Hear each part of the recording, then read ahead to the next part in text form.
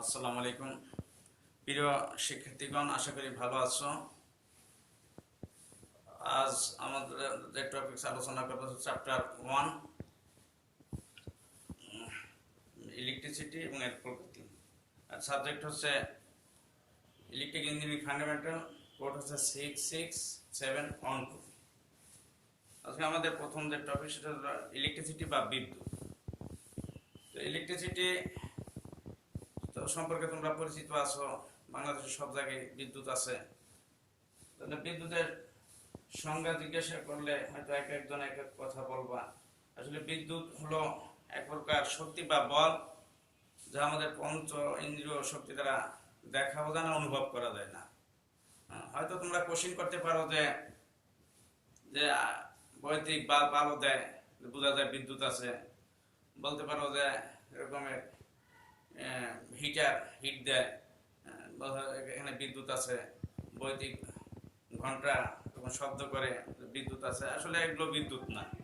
তাই যদি মনে করো তাহলে তো এরকম একটা মোমবাতি যদি জ্বালাও, সেটা তো আলো দেয়, তার হিট আছে।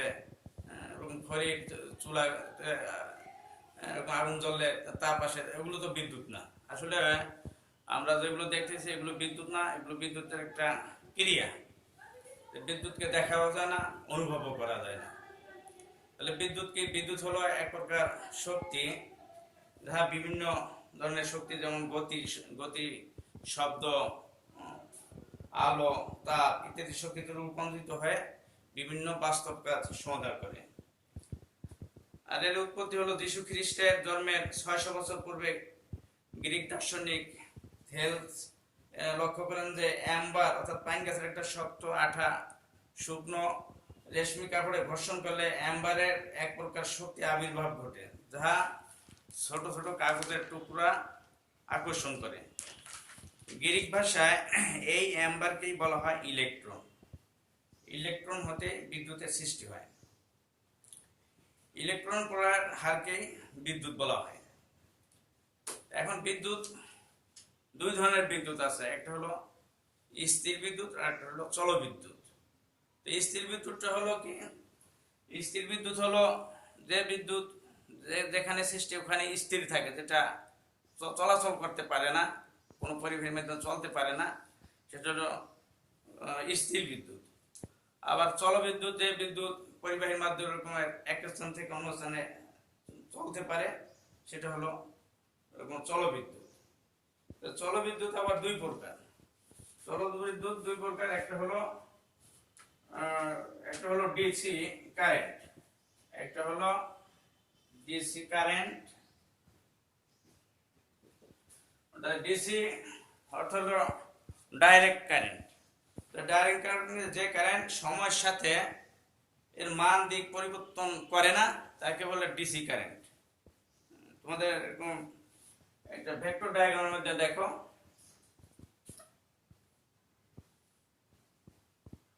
এটা দুটো অক্ষর, এক্স অক্ষে আমরা সময় ধরলাম, সময়, আর ওয়াই অক্ষে কারেন্ট। সময়টা কয়েকটা ভাগে ভাগ করি, আমাদের মন মতো কয়েকটা সময় ধরলাম। 1 ঘন্টা, 2 ঘন্টা, 3 ঘন্টা, 4 ঘন্টা। আবার আমাদের এটা কারেন্টও ভাগ করলাম, মনে করি 5 অ্যাম্পিয়ার, 10 অ্যাম্পিয়ার, 15 অ্যাম্পিয়ার। তাই একটা কারেন্ট আছে, ধরলাম 10 অ্যাম্পিয়ার একটা কারেন্ট। এই কারেন্টটা এই ঘন্টা সময়ের সাথে দেখা যাচ্ছে যে সময় যত বাড়তেছে ওই কারেন্টটা ওইভাবে বাড়তেছে না, সমানভাবে আছে, কোনো দিকও চেঞ্জ হচ্ছে না, মানও বাড়তেছে না। তো এই কারেন্টের নাম বলবো আমরা এটাকে ডিসি কারেন্ট। DC current. আবার আরেকটা কারেন্ট আছে হলো AC current. AC current. AC current কি? যে কারেন্ট সময়ের সাথে মান দিক পরিবর্তন হয় তাকে বলে এসি কারেন্ট। এরকম আমরা একটা ভেক্টরের মাধ্যমে দেখতে পারি। একই রকম, এটা টাইম বা সময়, আর এটা হচ্ছে আমাদের কারেন্টকে আই দ্বারা চিহ্নিত করলাম, এটাও কয়েকটা ভাগে ভাগ করলাম।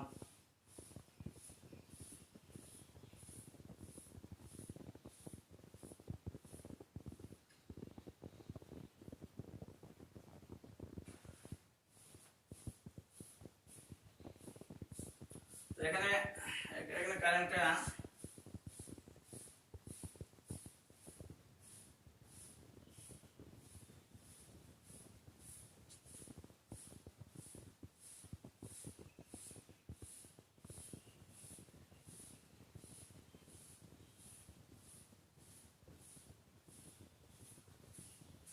এখানে একটা কারেন্ট দেখা গেল যে একটা ওয়েভারের কারেন্ট আছে, যে কারেন্টটা এটা এসি কারেন্ট টাইমের সাথে এটা চেঞ্জ হচ্ছে। এখানে এই যে সময় 1 ঘন্টা 1.5 ঘন্টার সময় এটা সর্বোচ্চতে আছে, সর্বোচ্চ মনে করতাম 10 এম্পিয়ার আছে। আবার দেখো এখানে আবার এই যে আবার একটা টাইমের সময় সে আবার সর্বোচ্চতে চলে গেছে, এখানে আবার সর্বোচ্চতে চলে গেছে। যে দেখা যাচ্ছে যে এটা সময়ের সাথে মানও চেঞ্জ হচ্ছে। এখানে প্রথম একবার সর্বোচ্চতে গেছে, সর্বোচ্চ পজিটিভ 10, এরপর আবার সে 0-তে চলে আসছে। আবার টাইম আবার বাড়ার সময় সে আবার সর্বোচ্চ নেগেটিভ -10 এম্পিয়ার চলে গেছে।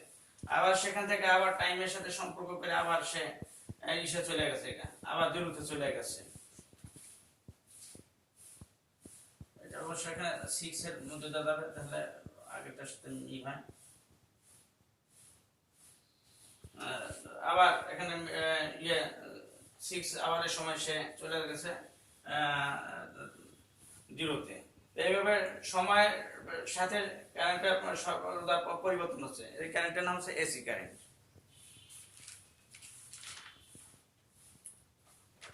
এখন বিদ্যুতের প্রভাব আমরা সংজ্ঞার মধ্যে দেখলাম যে বিদ্যুৎ আসলে দেখা যায় না, এর কিছু প্রভাব আছে, প্রভাবে আমরা উপলব্ধি করতে পারি। প্রভাবগুলো নিয়ে আমরা এখন আলোচনা করব। প্রথম প্রভাব হচ্ছে যে হিটিং ইফেক্ট। 3টা প্রভাব আছে, একটা হচ্ছে হিটিং ইফেক্ট, আর একটা হচ্ছে ম্যাগনেটিক ইফেক্ট, একটা হচ্ছে কেমিক্যাল ইফেক্ট। 3 ধরনের ইফেক্ট আছে। এই ইফেক্টগুলো আমরা একটু আলোচনা করি। প্রথম ইফেক্টের নাম হচ্ছে হিটিং ইফেক্ট।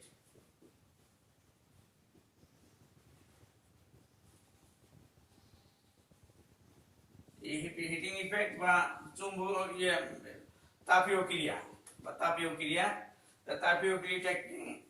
পরিবাহীর মধ্য দিয়ে কারেন্ট চলার সময় ওই পরিবাহীর রেজিস্ট্যান্সের কারণে কারেন্ট প্রবাহে বাধাগ্রস্ত হয়।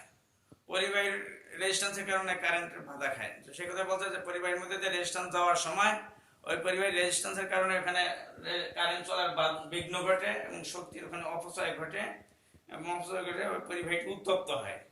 ইহা হলো তাপীয় প্রভাব বা হিটিং ইফেক্ট।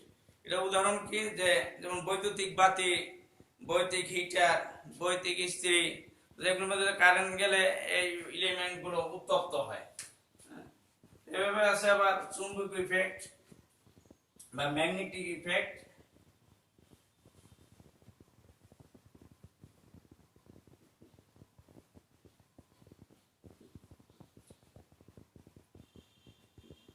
ম্যাগনেটিক ইফেক্টটা কি? যে ম্যাগনেটিক ইফেক্টটা হলো বা চুম্বকীয় প্রভাব। যেমন কোনো পরিবাহীর মধ্য দিয়ে কারেন্ট চলার সময় পরিবাহীর চতুর্দিকে একটা চুম্বক ক্ষেত্রের সৃষ্টি হয়। চুম্বক ক্ষেত্রে এটা হলো পরিবাহীর চুম্বকীয় প্রভাব। এটা হলো, এটা উদাহরণ হলো কি? যেমন বৈদ্যুতিক ঘন্টা, তারপরে মোটর, বৈদ্যুতিক চুম্বক, এগুলো যেমন আমাদের সিলিং ফ্যানগুলো, ইন্ডাকশন মোটর, যেগুলো তো চুম্বকীয় প্রভাবে কাজ করে। সিলিং ফ্যান এরপরে ব্লেডগুলো তো কেউ ঘুরাচ্ছে না, ওখানে চুম্বকের উৎপত্তি হয়, এই চুম্বকের আকর্ষণে ব্লেডগুলি ঘুরে যায়। এটা ম্যাগনেটিক ইফেক্টের কাজ করে। এরপরে আরেকটা ইফেক্ট আছে রাসায়নিক প্রভাব বা কেমিক্যাল ইফেক্ট। কেমিক্যাল ইফেক্ট কি? যে অ্যাসিড মিশ্রিত পানির মধ্য দিয়ে বিদ্যুৎ প্রবাহিত হলে রাসায়নিক পরিবর্তন ঘটে। রাসায়নিক পরিবর্তন ঘটলে ওই পানিটা ভেঙে যায়, ভেঙে অক্সিজেন ও হাইড্রোজেন আলাদা হয়।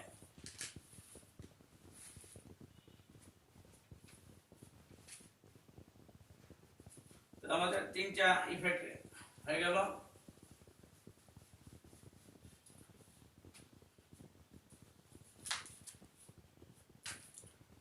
এখন আমরা দেখব পরমাণুর গঠন। প্রত্যেকটি পদার্থই ক্ষুদ্রতম কণা দ্বারা গঠিত। তারপর আমরা এখন আলোচনা হচ্ছে পরমাণুর গঠন।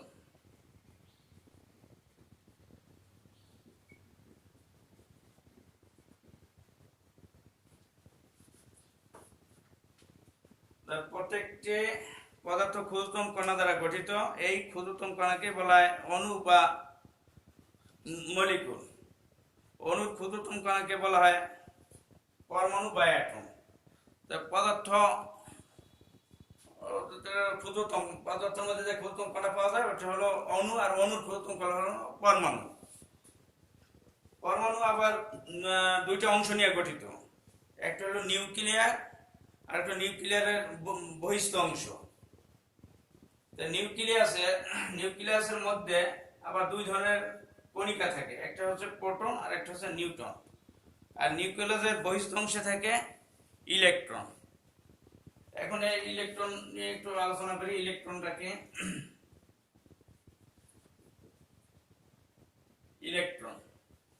ইলেকট্রন হলো পরমাণু নিউক্লিয়াসের বাইরে অবস্থানরত ক্ষুদ্র কণিকা, যার নেগেটিভ চার্জযুক্ত কণিকা। এর ভর খুব হালকা ভরের। ইহার ভর প্রোটন বা নিউট্রনের ভরের এর ভর কত?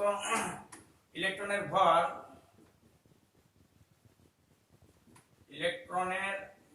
হলো প্রোটন বা নিউট্রনের ভরের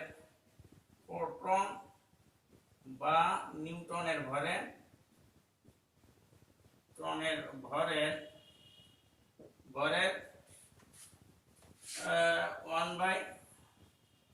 1/1840 গুণ। আর এর চার্জ হচ্ছে কত? চার্জ হচ্ছে -1.6 গুণন 10⁻⁻⁹ কুলম্ব।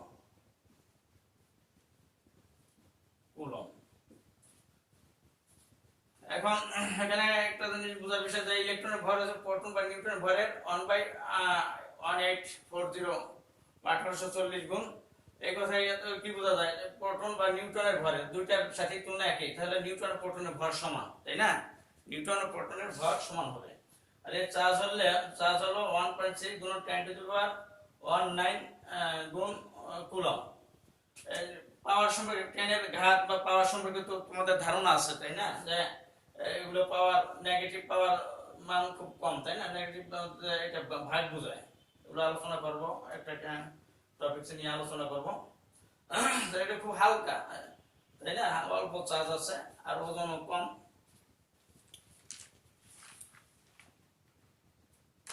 এরপরে আরেকটা কণিকা হলো প্রোটন।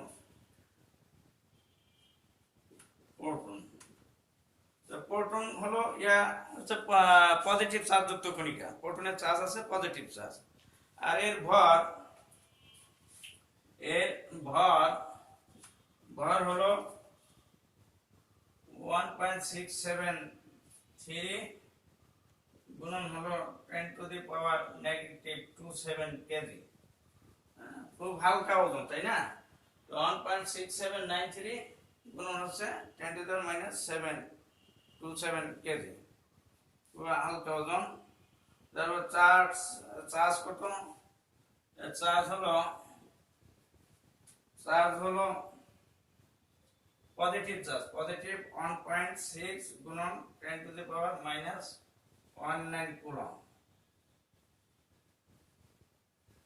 কুলম্ব।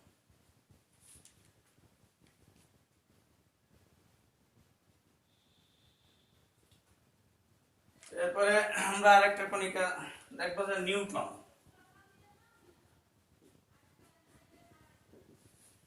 নিউট্রনটা কি? নিউট্রন এটা পরমাণুর একটা চার্জহীন কণিকা, এর কোনো চার্জ নেই, পজিটিভ চার্জও নেই, নেগেটিভ চার্জ নেই। এর ভর নিউটনের ভর হলো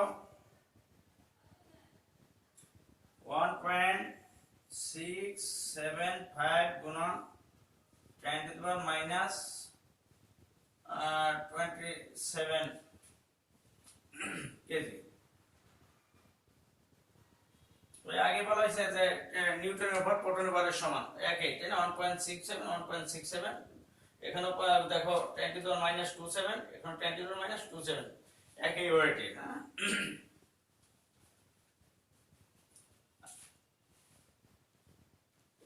এই কেজি পাওয়ারটা একটু দেখো যে পাওয়ারটা আসলে কি বলতে চাচ্ছে, যে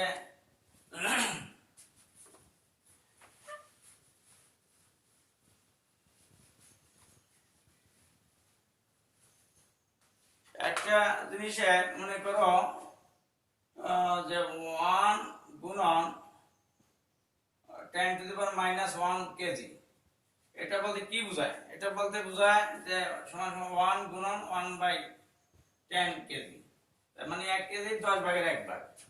এখন যদি এটা এরকম থাকে যে 1 গুণন 10⁻27 নেগেটিভ 27, তাহলে কত হয়? 1 গুণন 1/10⁻27, তাহলে কি বোঝাতে যে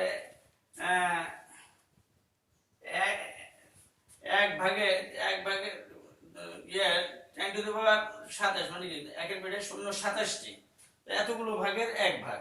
তো খুব হালকা, পাওয়ার মাইনাস দেওয়া, মানটা ছোট মান বোঝায়।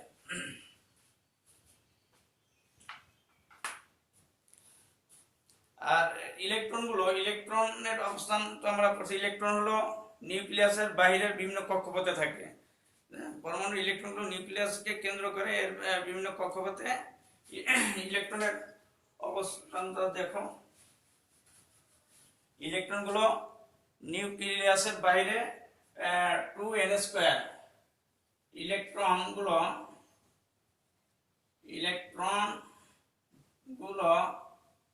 নিউক্লিয়াসের বাইরে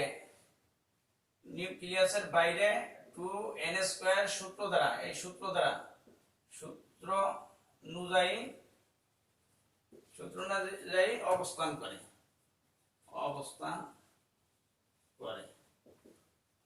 তোমরা বই সংগ্রহ করছো তো, বই সাথে মিলে সম্পূর্ণ তো লিখতেছি না, লিখলে বেশি সময় লাগবে। তোমরা বইয়ের সাথে মিলে এগুলো পড়বা, জাস্ট আমি কিছু বুঝিয়ে দিতেছি। ইলেকট্রনগুলো 2n² সূত্র অনুযায়ী অবস্থান করে। এখন তাহলে বিভিন্ন কক্ষপথে অবস্থান করে। প্রথম কক্ষপথে কতগুলি ইলেকট্রন থাকতে পারবে? প্রথম কক্ষপথে ইলেকট্রন সংখ্যা কত হবে? 2 গুণন 1²। n হলো কক্ষপথ, n হলো কক্ষপথ সংখ্যা, n হলো কক্ষপথ সংখ্যা। তাহলে প্রথম কক্ষপথে থাকবে 2টি, এরপরে দ্বিতীয় কক্ষপথে ইলেকট্রন সংখ্যা 2 গুণন 2² সমান সমান 8টি। তৃতীয় কক্ষপথে ইলেকট্রন থাকবে কয়টা? 2 গুণন 3² সমান সমান 3 3 9 9 2 18টি, তাই না? 18টি এইভাবে অবস্থান করবে। এখন বিভিন্ন পরমাণুর এখন আমরা ইলেকট্রন গঠন দেখতে পারি। এই সূত্র অনুযায়ী আমরা ইলেকট্রন গঠন দেখব। ইলেকট্রন গঠন হয়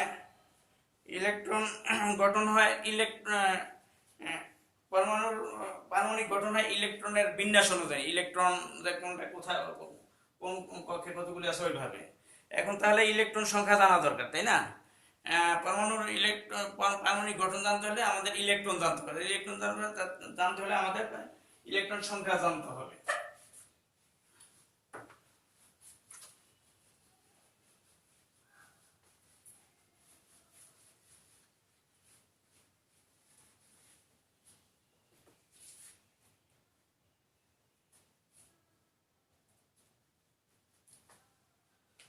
তাহলে আমরা কয়েকটা পারমাণবিক গঠন দেখব। প্রথম তামার পারমাণবিক গঠন দেখব। তামা বা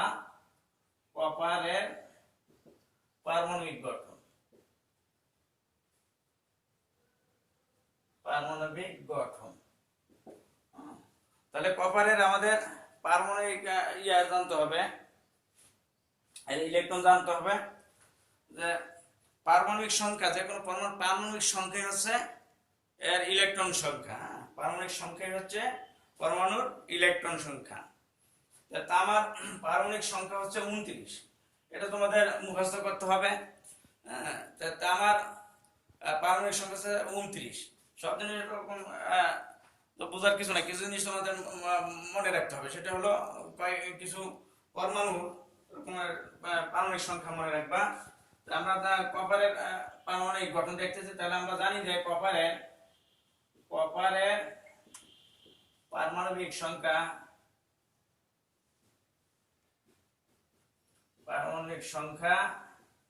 সমান সমান কত? 29।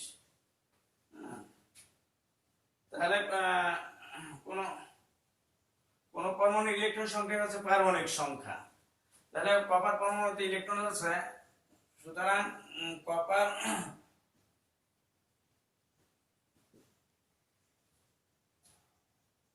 পরমাণুর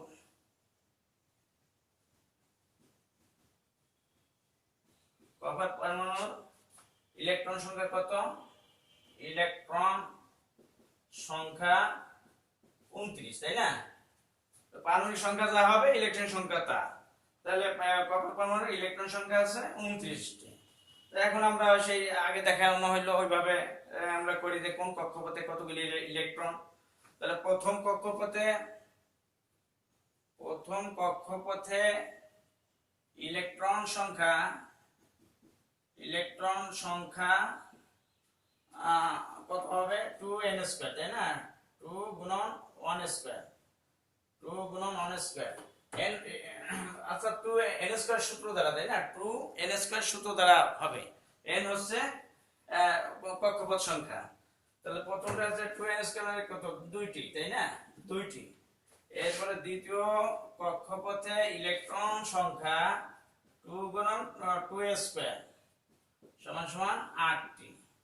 এরপরে তৃতীয় কক্ষপথে ইলেকট্রন সংখ্যা 2 গুণন 3² ইজ ইকুয়াল টু 18টি।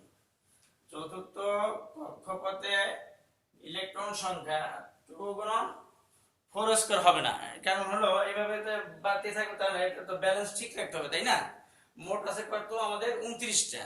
আর এখান তো চলে গেছে কত? 8 আর 2 10, 10 আর 18 কত? 28। তাহলে এখানে ব্যালেন্স করতে হবে। ওই 29 থেকে মাইনাস হবে 29 মাইনাস 2 যোগ 8 যোগ 18, এটা কত? 80 আছে চতুর্থ কক্ষপথে। এখন এর গঠনটা দেখবা, গঠনটা কিভাবে চিত্রের মাধ্যমে দেখবা। এই হলো প্রথম কক্ষপথ। মোট কক্ষপথ সংখ্যা হচ্ছে 4টা। প্রথম কক্ষপথে কয়টা ইলেকট্রন? 2টা। এরপরে দ্বিতীয় কক্ষপথে কয়টা? দেখো, দ্বিতীয় কক্ষপথে এরকম 8টা।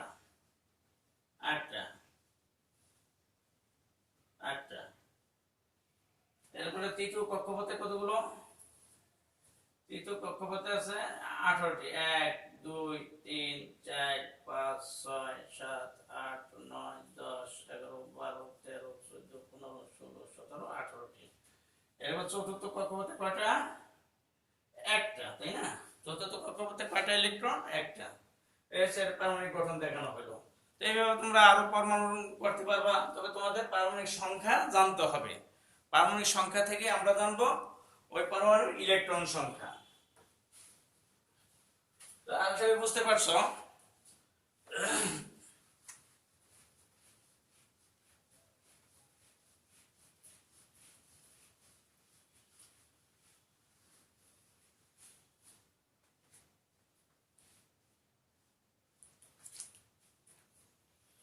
আমরা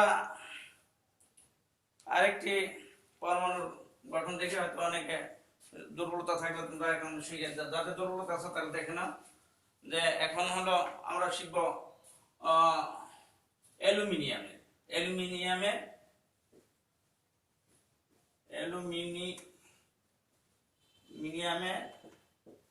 পারমাণবিক গঠন।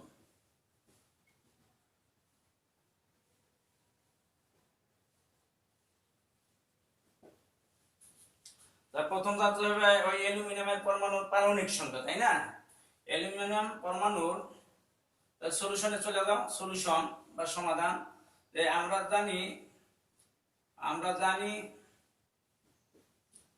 জানি অ্যালুমিনিয়াম পরমাণুর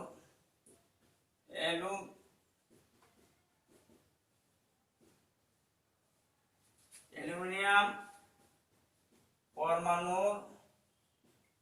পরমাণুর পারমাণবিক সংখ্যা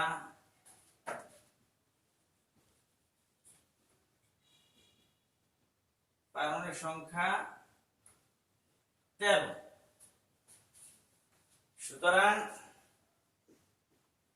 সুতরাং অ্যালুমিনিয়াম পরমাণুর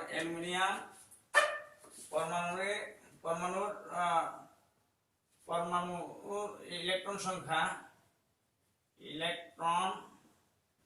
সংখ্যা কত? 13, তাই না? 13। তাহলে প্রথম কক্ষপথে কতগুলি ইলেকট্রন থাকবে? প্রথম কক্ষপথে ইলেকট্রন সংখ্যা = 2n², তাই না? সূত্র হলো 2n²। তাহলে 2 গুণন 1² সমান কয়টা? 2টি।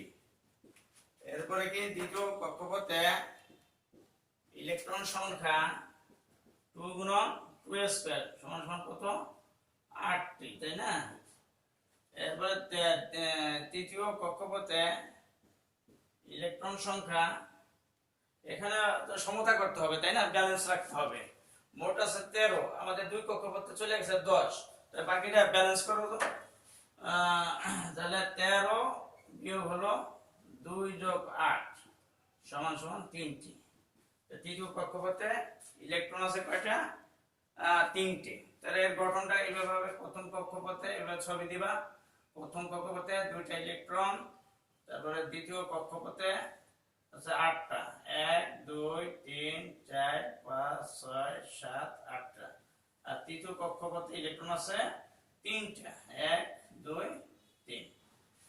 এটা হলো আমাদের অ্যালুমিনিয়ামের পারমাণবিক গঠন।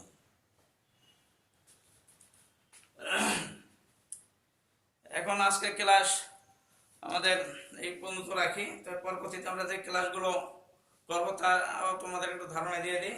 ওইভাবে তোমরা একটু বই দেখে আসবা। আগামী ক্লাস ইনশাআল্লাহ করবো আমরা ট্যানের ঘাত সম্পর্কে কিছু আলোচনা করব, আর একক নিয়ে আলোচনা করব।